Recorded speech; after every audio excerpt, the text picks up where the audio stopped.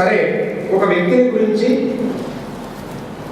అందులో జనజీవితంలో ప్రసిద్ధమైనటువంటి ఒక వ్యక్తి యొక్క జీవితాన్ని గురించి 30 కోణాల నుంచి 30 మంది వక్తలు ప్రసంగించేటప్పుడు సహజంగానే వచ్చినటువంటి సంఘటనలు మళ్ళీ మళ్ళీ చెప్పడం అనేటటువంటి సందర్భం జరుగుతూ ఉంటుంది. ఆ క్రమంలోనే కాళోజీని ఆవిష్కరించే ప్రయత్నంలో నిన్నటి నుంచి ఇప్పటి వరకు అనేక మంది వక్తలు అనేక విధాలుగా చెప్పడం అనేటటువంటి జరిగింది. ముందుగా వేదిక మీద ఉన్నటువంటి చుక్కా రామయ్య గారికి ప్రత్యేక నమస్కారాలు ఎందుకు తెలియజేస్తున్నారంటే, వారు కౌన్సిల్లో కాళోజీ అనే ఒక బుక్ను ప్రింట్ చేశారు. అంతవరకు కాళోజీ మాట్లాడిన మాటలు, కౌన్సిల్లో మాట్లాడిన మాటలు మనకు రికార్డు కాలేదు. ఆ రికార్డు ఎట్టెట్లా మాట్లాడాడు, ఏం చేశాడని సవివరంగా కాళోజీ కౌన్సిల్లో కాళోజీ అనేటువంటి ఒక బుక్ ప్రింట్ చేశాడు. అది కాళోజీ గురించి, కౌన్సిల్లో ఆయన మాట్లాడే చాతుర్యం గురించి తెలుసుకోవడానికి మనందరికీ ఒక చుక్కానిలాగా పనిచేస్తుంది. అందుకొరకు చుక్కా రామయ్య గారిని ఈ సందర్భంగా వారికి నమస్కారాలు తెలియజేస్తున్నాను. అభినందనలు అని అనలేదు, వారికంటే చిన్నవాడిని కాబట్టి నేను అభినందిస్తున్నానంటే పొరపాటు. నాలాగా ఎవరైనా మాట్లాడుతున్నప్పుడు, వేదిక మీద పెద్దలు ఉన్నప్పుడు నేను అభినందిస్తున్నానని అనకూడదు, నమస్కారం తెలియజేస్తున్నాను అంటేనే సమంజసంగా ఉంటుందని కూడా అని చెప్పి నేను అనుకుంటున్నాను. ఇక వేదిక మీద ఉన్నటువంటి వేణుగోపాల్ కాళోజీతో వారి మామగారైనటువంటి వరవరరావు గారితో అనేక సందర్భాల్లో సాన్నిహిత్య సందర్భం ఉన్నటువంటి వ్యక్తి కూడా వేదిక మీద ఉన్నారు. ఇక మిగతా నాతో పాటు మిత్రులు, పరిశోధన చేసినటువంటి మిత్రులు భుజంగి రెడ్డి గారు, రవీంద్ర గారు, అందరికంటే మించి పరిమితంగా మాట్లాడే అమ్మాయి వేణుగోపాల్ గారు కాళోజీ గురించి అనేక విధాలుగా వ్యాసాలు కూడా రాసినటువంటి వారు వేదిక మీద ఉన్నారు. ఏమైనా ఎందుకు కాళోజీ మనందరిలాగా ఉండలేదు, మనందరికంటే ఎందుకు భిన్నమయ్యాడు? మనందరిలాగా ఉండవలసిన కాళోజీ మనలాగా ఉండకుండా ఆయన ఎందుకు గొప్పవాడయ్యాడు? మనం ఎందుకు ఆయన గురించి ఈనాడు ఈ సభ పెట్టుకొని ఈ రకంగా అంత గొప్పవాడు అని చెప్పి అనుకుంటున్నాను. మనలో లేనిది ఆయనలో ఏమున్నది, అది ఆవిష్కరిస్తే దాని కేంద్రంగా ఆయన వ్యక్తిత్వాన్ని మనం చెప్పడానికి వీలదు. దానికి 1-2 సంఘటనలు తీసుకొని 1940 ప్రాంతంలో వరంగల్లో శబ్ద అనుశాసన గ్రంథాలయ రజతోత్సవాలు జరుగుతున్నాయి. దానికి హైదరాబాద్ నుంచి ఆనాడు పేరు మోసినటువంటి కవులు రాయప్రోలు సుబ్బారావు, గాడిచర్ల హరిసర్వోత్తమరావు, ఆచార్య కురుగంటి సీతారామయ్య గారు, నూరి నరసింహ శాస్త్రి గారు, పల్లావచ్చల శివశంకర శాస్త్రి గారు మొదలైనటువంటి పేరు మోసిన పండితులు ఆ సమావేశానికి రావడం జరిగింది. అయితే ఏర్పాట్లను చూసుకుంటున్నటువంటిది వరంగల్ మిత్రులు, అందులో పెద్దవారైనటువంటి కాళోజీ. ఆయన ఉదయమే వెళ్ళాడు. సభ ఎట్లా ఉన్నది, ఏర్పాటు ఎవరు ఉన్నది, బాగా చేస్తున్నారా లేదా, పెద్ద మనుషులు ఎవరు వచ్చారు, కలుసుకున్నామని చెప్పి కాళోజీ అక్కడికి వెళ్ళాడు. పాపం అప్పటికే చేరుకున్నటువంటి గాడిచర్ల హరిసర్వోత్తమరావు గారు కాళోజీ గారిని చూసి, అయ్యా కాళోజీ గారు రండి కూర్చోండి అని చెప్పని సౌమ్యంగా పలకరించాడు. వారిద్దరి మధ్య సంభాషణ జరుగుతున్నది. ఆ క్రమంలో నూరి నరసింహ శాస్త్రి, తల్లావద్దల శివశంకర శాస్త్రి, కురుగంటి సీతారామయ్య వీళ్ళందరూ వచ్చి కాళోజీ గారిని వాళ్ళు మాట్లాడుతున్నారు. పాపం అంత దూరంలో రాయప్రోలు సుబ్బారావు గారు అక్కడ కూర్చున్నారు. ఎంతసేపు వీళ్ళు మాట్లాడుకుంటున్నా రాయప్రోలు సుబ్బారావు గారు వీరి దగ్గరికి రావడం లేదు, కొన్ని కాళోజీని పలకరియడం లేదు. కాళోజీని పలకరియడం పర్వాలేదు, కానీ అక్కడ ఉన్నటువంటి గాడిచర్ల హరిసర్వోత్తమరావు గారిని పలకరియకుండా కూడా రావడం లేదు. ఇది బాగా గమనించాడు గాడిచర్ల హరిసర్వోత్తమరావు గారు. ఈ సందర్భంగా పరిశోధనకు ఇంకొక విషయం కూడా చెప్పి, చాలా మంది ఎంఏ విద్యార్థులు కూడా ఉన్నారని చెప్పి జగన్ చెప్పాడు. పరిశోధనలకు టాపిక్ లేవు అని బాధపడుతున్నటువంటి సందర్భంలో ఒక మంచి టాపిక్ ఏంటంటే 1901లోనే మనకు శ్రీకృష్ణదేవరాయ ఆంధ్ర భాషా నిలయం అనేటువంటిది ఏర్పడింది. ఆ శ్రీకృష్ణదేవరాయ ఆంధ్ర భాషా నిలయం 1901లో 1956 మనకు ఆంధ్రప్రదేశ్ ఏర్పడింది. 1901లో శ్రీకృష్ణదేవరాయ ఆంధ్ర భాషా నిలయం అనే పదంలో ఆ ఆంధ్ర అనే పదం ఎందుకు వచ్చి చేరిందో నాకు ఇప్పటి వరకు ఎన్ని పుస్తకాలు చదివిన నాకైతే దొరకలేదు సందర్భం. అట్లాగే 1904లో వరంగల్లో, కొన్ని హైదరాబాద్ ఇట్లా అనుకుంటే వరంగల్లో 1904లో హన్మకొండలో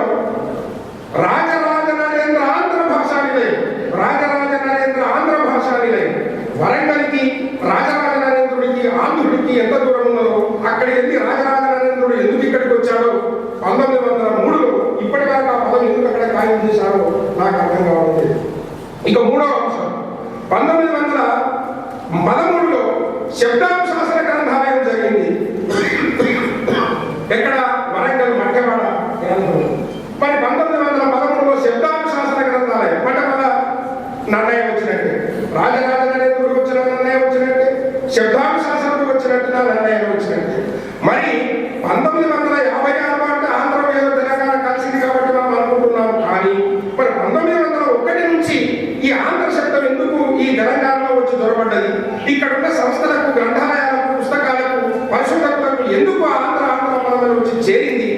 దీని వెనుక ఎప్పుడైనా ఆ రోజుల్లోనే ఎవరైనా ఇక్కడ ఉద్యోగస్తులు నిజాం పీరియడ్లో పనిచేసి నిజాం సంస్థానంలో పనిచేస్తున్నటువంటి ఆంధ్ర ప్రాంతపు ఉద్యోగులు ఎవరైనా కావాలని ఈ పదాన్ని ప్రయోగం చేశారా?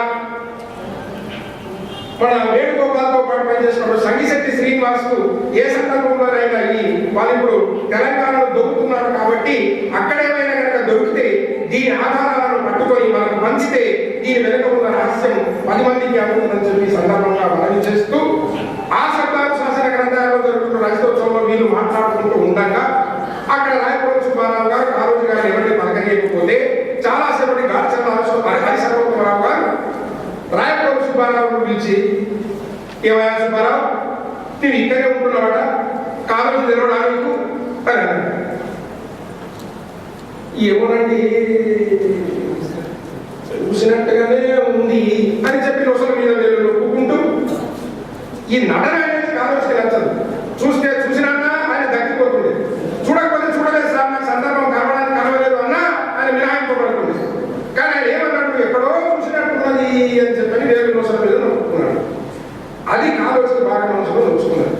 అంటే నేను నిజాంకు వ్యతిరేకంగా గ్రంథాలయోద్యమాల్లో, గణేశోద్యమాల్లో, ఆంధ్ర సమాజంలో, ఆంధ్ర మహాసభ కార్యకర్తగా, కాంగ్రెస్ కార్యకర్తగా, స్టేట్ సత్యాగ్రహ కార్యకర్తగా పోరాడుతున్నటువంటి నన్నే గుర్తుపట్టకపోతే ఇంకా తెలంగాణలో ఇంకెవరి గుర్తుపట్టావు నువ్వు అని చెప్పి నా మనసులో అనుకున్నాడు. సరే, ఆ సంభాషణ అయింది, ఇంటికి పోయింది. అదే రోజు సాయంత్రం అక్కడ కవి సమ్మేళనం ఉన్నది. దానికి అధ్యక్షుడు రాయపురం సుబ్బారావు గారు. మొదటిగా మాట్లాడినటువంటి వాడు, మొదటిగా కవిత చదవాల్సినటువంటి వాళ్ళు రాయపురం కాళోజీ నారాయణరావు గారు. సరే, పాపం ఆయన ఏమనుకున్నాడు, ఏదో వినడేమో పోయిండేమో, ఇంకా ఆయన వచ్చాడు కదా, ఆయన కవిత ఆయన చదవాలని చెప్పండి రాయపురం సుబ్బారావు గారు అనుకొని ఇప్పుడు మొదటి కవిత ఈ రోజు చైత్రశుద్ధ పౌర్ణమి కాబట్టి కాళోజీ నారాయణరావు అనే కవి కోకిల తన కవితలు చదువుతాడు అని చెప్పని ప్రకటించాడు సభాధ్యక్షుడైనటువంటి రాయపురం సుబ్బారావు గారు. కాళోజీ ఎందుకు విచిత్రమైన వ్యక్తి అనేది ఇక్కడ మీరు గుర్తుపట్టాడు. మనమైతే ఏమనుకుంటాం చెప్పండి, మనం అందరం అయితే ఏదో గుర్తుపట్టలేకపోయినామో పెద్ద మనిషి. ఆయన ఉస్మానియా యూనివర్సిటీ తెలుగు శాఖ అధ్యక్షుడు, అభినవ కవిత భావ కవిత పితామహుడు, తర్వాత కవి కోకిల బిరుదాంకితుడు, అమరనేశ్వరు గారి ప్రవక్త. కాబట్టి అంత పెద్ద మనిషి నన్ను గుర్తుపట్టకపోయినా పర్వాలేదు, రేపు కొత్తగా తెలుగు డిపార్ట్మెంట్లో నేను అప్లై చేయకపోతాడా, ఉద్యోగం రాకపోతుందా, ప్రమోషన్ ఇవ్వకపోతాడా అని చెప్పని సమకాలీనులంతా సౌజన్యంతో వాళ్ళు నమస్కరించలేము. కానీ కాళోజీ నమస్కరించడు కదా. కాబట్టి కాళోజీ ఆ ధైర్యాన్ని ప్రదర్శించవలసిన అవసరం ఏర్పడింది. అప్పుడు ఏమన్నాడు కవిత చదువుతూ అంటే, లేమాది చిగురులను లెస్సగా మేసేవు, లేమాది చిగురులను లెస్సగా మేసేవు ఋతురాజు వచ్చనని అతి సంభ్రమంతోడ మావి కొమ్మల మీద మైమరిచి పాడేవు, తిన్న తిండెవు వారిదే కోకిల పాడు పాడెవు వారిదే, కోకిల తిన్న తిండెవు వారిదే కోకిల పాడు పాడెవు వారిదే, రావణ చందనాలో ఎన్నెల రాములకు వందనాలో అని ఆ స్థాయిలో ఆయన అందుకొని లేమావి చిగురు, ఆయన కవి కోకిల బిరుదున్నది కదా. కోకిల ఏం చేస్తుంది, మావి చెట్ల మీద కూర్చొని మావి చిగురు డాక్టర్ తిని బాగా మత్తెక్కిన తర్వాత కువాని చెప్పని కూస్తుంది. కాబట్టి ఈయనేమన్నాడు, మావి కొమ్మల మీద మైమరిచి పాడేవు అంటే వైకోకిలో కాబట్టి బాగా కూర్చున్నావు, మామిడి చెట్ల మేము, మా చెట్ల మీద నువ్వు కూర్చొని మా కొమ్మలను నీవు తిని మమ్మల్ని మర్చిపోయి నువ్వు పాడుతున్నావు, ఒక్కసారి నువ్వు గుర్తు చేసుకో, ఆ తిన్న తిండేవనిలో నువ్వు పాడుతున్న పాట ఎవరిలో అని చెప్పి ఆ రకంగా చేశాడు. రెండవది, ఊరు పేరు లేని పిచ్చుకవు దయతలిచి, ఊరు పేరు లేని పిచ్చుకవు దయతలిచి చేరదీసి నిన్ను గారవము చేసిన తెలంగాణ వాళ్ళ సంస్కృతి ఇది అనమాట. వాడు ఎంత పెద్దోడైనా వాడిని ఆదరించినటువంటి ఒక మనస్తత్వం మన ప్రాంతంలో ఉన్నది. కాబట్టి అంతకు మొదలు ఉస్మానియా విశ్వవిద్యాలయానికి నువ్వు రాకమొదలు నువ్వు ఎటువంటి వాడిలో మాకు తెలియకపోయినా, ఊరు నీ పేరు ఏం తెలియకపోయినా మా సంస్కారంలో నేను గౌరవించి ఇక్కడ పిలిపించాను. కాబట్టి ఊరు పేరు లేని పిచ్చుకవు దయతలిచి చేరదీసి నిన్ను గారవము చేసిన మావి గున్నల మాట, మావి గున్నల మాట, మాట వరుసకునైనా ఎన్నడైనను కలిసితే కోకిల ఎప్పుడైనా పాడితే, కోకిల ఎప్పుడైనా నీ చుట్టూన్నటువంటి వాళ్ళని గుర్తు గుర్తించావా? ఇవి ఎందుకు పోరాడుతున్నారో కనుక్కున్నావా అని చెప్పినాడు. సొంపైన కూకుల ఇంపైన సొగసైన రాగాల, సొంపైన కూకుల సొగసైన రాగాల, మెండుగా నీ గొంతు నింపిన మావిళ్ళ, మాటయే మరిచి మాలోని కొందర చేరి, ప్రేమ పేరిట కాదటే కోకిల పెత్తనమునిచ్చిన రహో కోకిల, ప్రేమ పేరిట కాదటే కోకిల పెత్తనమునిచ్చిన రహో కోకిల. ఇంతవరకైతే ఇంకా బాగానే ఉంది, ఇంకా కాలోచన రాలేదు మనకి పాటలు. ఇప్పుడు వస్తున్నాడు అన్నమాట. ఏనాటి సుకృతమో ఏ విశ్వకవి చదువు, ఇక్కడ పడ్డారు మన దెబ్బ రాయపూడి సుబ్బారావు గారు. ఏనాటి సుకృతమో ఏ విశ్వకవి చదువు. రాయపూడి సుబ్బారావు గారు రవీంద్రనాథ్ ఠాగూర్ బెంగాల్లో స్థాపించినటువంటి శాంతినికేతన్లో చదువుకున్నాడు. ఆ శాంతినికేతన్లో నుంచి రవీంద్రనాథ్ ఠాగూర్ రికమెండేషన్ లెటర్ తీసుకొని ఇక్కడ ఉస్మానియా తెలుగు డిపార్ట్మెంట్ ఆయన ఉద్యోగానికి వచ్చాడు. కాబట్టి ఆయన ఇచ్చినటువంటి రికమెండేషన్ తో నీవు ఇక్కడికి వచ్చినావు అని చెప్పన్నాడు. ఏనాటి సుకృతమో ఏ విశ్వకవి చదువు, ఈనాడు నిన్నింత దానిగా చేసినది, లేకున్న నీ లెక్క ఎందులో కోకిల, లేకున్న నీ లెక్క ఎందులో కోకిల. ఒకవేళ నువ్వు రికమెండేషన్ లెటర్ తీసుకొని రాకపోతే, ఈడ చేయి కాకపోతే నీ లెక్క ఎక్కడ ఉంది? నీవెవరో నేనెవరో నాకెవరో తెలియదు. కాబట్టి నువ్వు వచ్చి మా మామిడి కొమ్మలు తిని మమ్మల్ని మర్చిపోయి మా పోరాటాన్ని గుర్తించకుండా మమ్మల్తో మాట్లాడుకుంటున్నావా అని చెప్పాడు. ఇంకా దీనికి ఎంత పెద్దగా మనం సాగించవచ్చు. దట్ ఈస్ కాదు. మనమైతే వరకు సార్ నమస్కారం సార్, మీరు పెద్దలు కాబట్టి మమ్మల్ని చూడకుండా పర్వాలేదు సార్, నమస్కారం సార్, నా పేరు మల్లారెడ్డి సార్, రేపు ఉదయం తెలుగు డిపార్ట్మెంట్కి వస్తున్నాను సార్, నమస్కారం సార్, నమస్కారం సార్ అని చెప్పాను. ఇదంతా లేదు కాబట్టి కాదు ధైర్యాన్ని ప్రదర్శించాడు. ఆ ధైర్యాన్ని ప్రదర్శించాడు కాబట్టి మనం అందరూ దాని గురించి తెలుసుకుంటున్నటువంటి సందర్భం. కాబట్టి ఈ రకంగా ఒక అయితే జరిగిన సంఘటన అక్కడ ఏంటి, ఒక స్థానికేతరుడైనటువంటి వ్యక్తి స్థానికంగా జరుగుతున్నటువంటి అంశాల గురించి పట్టించుకోలేదు. దానికి కారణం చేసినటువంటి ప్రతిస్పందన ఈ కవితలో మనకి కనిపిస్తుంది. ఓకేనా? మరి మనం ప్రతిస్పందించినటువంటి నేచర్ మనకు లేదు. ఎంత లేదు అంటానంటే ఆయనే చెప్పుకున్నాడు, జరిగినదంతా చూస్తూ ఎరిగినట్లు పడి ఉండగా సాక్షిభూతుని గాను సాక్షాత్ మానవుని. జరిగినదంతా చూస్తూ ఎరిగినట్లు పడి ఉండగా, సరే జరిగితే జరుగుతున్నది దాని మనకి అని అనుకునేటటువంటి వాడు కాదు. జరిగినదంతా చూస్తూ ఎరిగినట్లు పడి ఉండగా సాక్షిభూతుని గాను అంటే జరుగుతున్న సంఘటన కేవలం చూసేవాడిని మాత్రమే కాదు, ఆయన నాట్ ఓన్లీ ఆన్గోయింగ్ సంఘటన విట్నెస్ కాదు, సాక్షాత్ మానవుని. నేను మానవుని కాబట్టి అక్కడ జరిగిన సంఘటనను ప్రశ్నిస్తున్నాను. అక్కడ ఎందుకంటే అది జరిగింది అని చెప్పి అడుగుతున్నాను. ఆ మానవుని కాబట్టి నేను అడుగుతున్నానని చెప్పాడు. మనం అడగవాలి. ఒక సంఘటన ఇద్దరు ఆయన ఒప్పుకున్నారనుకోండి, ఏమైనా ఒప్పుకున్నారంటే ఏమో సార్ ఒప్పుకున్నాడు, ఆయన ఏమన్నాడట ఏమో కొట్టిందట, నాకు కళ్ళారా చూసి కూడా అట ప్రత్యయాన్ని ప్రయోగిస్తామని. ఎందుకు లేని పోలీసుడు పిలుచుడు ఎందుకు? నువ్వు నిజంగా చూసిన వాడు కొట్టాక నన్ను గట్టిగా అందిస్తే ఏమో సార్ ఆయన ఏమన్నాడో ఈయన ఏమన్నాడో పుట్టినట్టుగానే ఉన్నాడు అని చెప్పినట్టు. అంటే మనం కనీసం సాక్షిభూతులను కూడా కాలేకపోతున్నాం. జరిగిన దాన్ని జరిగినట్టు చెప్పడానికి కూడా మనం భయపడుతున్నాం. ఇంకా సాక్షాత్ మానవులం ఎప్పుడైతాము? ఆయన ఏమన్నాడంటే జరిగినదంతా చూస్తూ ఎదిగినట్టు పడి ఉండగా సాక్షాత్ మానవుని గాను సాక్షిభూతుల్ని గాను సాక్షాత్ మానవుని. జరిగిన దాన్ని చెప్పడానికి మనం సాక్షిభూతులను కూడా కాలేకపోతున్నాం. ఇక మనుషులపై ప్రతిస్పందించేది ఎప్పుడు? అది నేర్చుకోమన్నాడు తన జీవితం అంతా. అందుకే నేను మానవుని కాబట్టి ప్రతిస్పందించాను, రియాక్ట్ అయ్యాను, నిరసన తెలిపాను, ప్రతిఘటన తెలిపాను, ప్రశ్నించాను, అన్నింటినీ ప్రశ్నించాను. నిజాం పీరియడ్లో జరిగిందని ప్రశ్నించాను, ప్రజాస్వామ్యంలో జరిగిందని ప్రశ్నించాను, ఆ అధ్యయన పరిస్థితిలో ఎమర్జెన్సీలో జరిగిందని ప్రశ్నించాను, తెలంగాణ ఉద్యమంలో జరిగిందని ప్రశ్నించాను, ఇన్ని రకాలుగా ప్రశ్నించాను. ఈ ప్రశ్నకాలనే నేను అందరినీ అలర్ట్ చేయగలిగాను. కాబట్టి మనం కాలేజీని చదివినప్పుడు ఎలాగైతే చుక్కారామయ్య గారు అసెంబ్లీకి పోయేటప్పుడు ముందు ఆ ధైర్యం నన్ను ఆవహించగాక అట్లాగా మాట్లాడేటటువంటి ధైర్యం నాకు రావాలి అని కాలేజీ కౌన్సిల్లో కాలేజీ పుస్తకాన్ని చదువుకొని పోతాడు.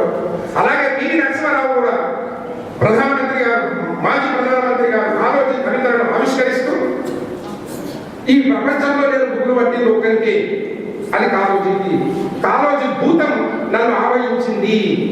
భూతం అంటే దయ్యం. దయ్యం పట్టుకుంటే మనం భయపడ్డాం కదా. ఇంట్లో జరిగిన మళ్ళీ కొమ్మకు వస్తుంది, ఆములకు వస్తుంది అని భయపడ్డట్టుగా ఏ మీటింగ్లో గుజరాత్లో మాట్లాడినా, కర్ణాటకలో మాట్లాడినా, మహారాష్ట్రలో మాట్లాడినా, ప్రైమ్ మినిస్టర్ కాబట్టి అంత తిరిగి మాట్లాడాలి. ఏమి మాట్లాడితే ఆయన వరంగల్ వింటాడు, ఇన్న తర్వాత కాగితం మీద రాసుకుంటాడు, మళ్ళీ నేను వరంగల్ పోయిన తర్వాత ఇక మాట్లాడతావని అని చెప్పి అంటాడో ఏమో. ఈ ఎట్లా మాట్లాడాలి అని చెప్పిన పాపం ఆయనకు ఆ జీవితాంతం నన్ను ఆవహించినటువంటి భూతం కాలోచి. చూడండి, ఒక తుపాకీ లేదు, ఒక అధికారం లేదు, ఏమీ లేదు, ఒట్టి వ్యక్తి ఒక ప్రధానమంత్రిని కట్టిపడేశాడు.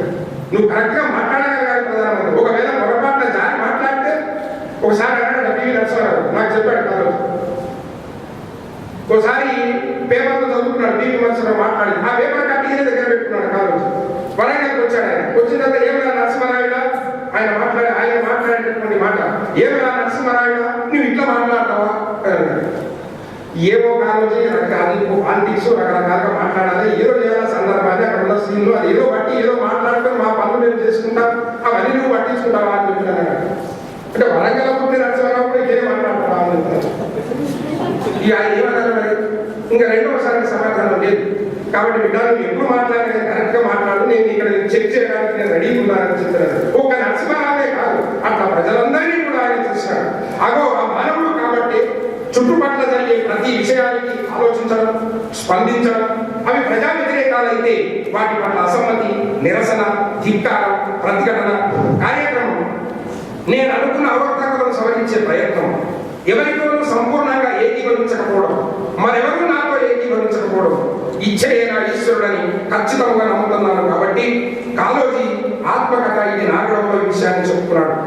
కాలోజీ చివరి రోజుల్లో నీమ్స్ హాస్పిటల్లో చికిత్స పొందుతున్నప్పుడు పరామర్శించడానికి వరవరరావు గారు ఆయన భార్య అయినటువంటి హేమతో కలిసి వెళ్ళారు. కాలోజీ ఊపిరితిత్తుల నుంచి కఫం బయటికి రావడానికి ఎంతో ఆయాసం, అవస్థ పడుతున్నారు. డాక్టర్లు కఫం బయటికి రావడానికి ఆయన వీపు మీద మర్దన చేస్తున్నారు. ఆ క్రమంలో డాక్టర్ ఏం వరి అవుతున్నావా అని అడిగాడు. అప్పుడు కాలోజీ బలహీనమైన నవ్వు నవ్వి, వరీనా జీవితంలో